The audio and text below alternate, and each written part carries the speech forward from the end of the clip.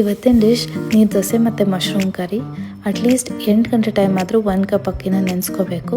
ಅದನ್ನು smooth batter ಮಾಡಿ ನೀರು ಹಾಕಿ ಸ್ವಲ್ಪ ಕಾಯಿ ಉಪ್ಪು ಜೀರಿಗೆ ಹಾಕಿ ಮಿಕ್ಸ್ ಮಾಡಿದ್ರೆ ದೋಸೆ ಬ್ಯಾಟರ್ ರೆಡಿ.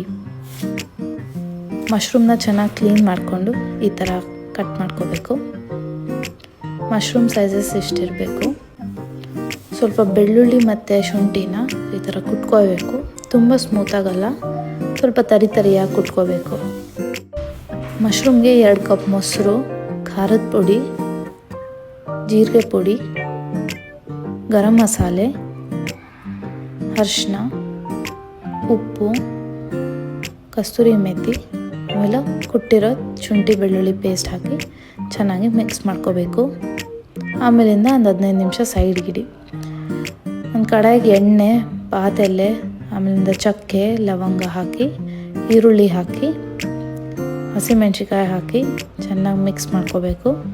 ಆಮೇಲಿಂದ ಮಶ್ರೂಮ್ ಪೇಸ್ಟ್ನ ಹಾಕಬೇಕು. ಇನ್ನೇನು ಹಾಕೋದು ಬೇಕಾಗಿಲ್ಲ, ಹಾಗೆ ಮಶ್ರೂಮ್ ಕರಿ ರೆಡಿ. ದೋಸೆ ಹಾಕಿ ಮಶ್ರೂಮ್ ಕರಿ ಜೊತೆ ಸರ್ವ್ ಮಾಡ್ಬೋದು.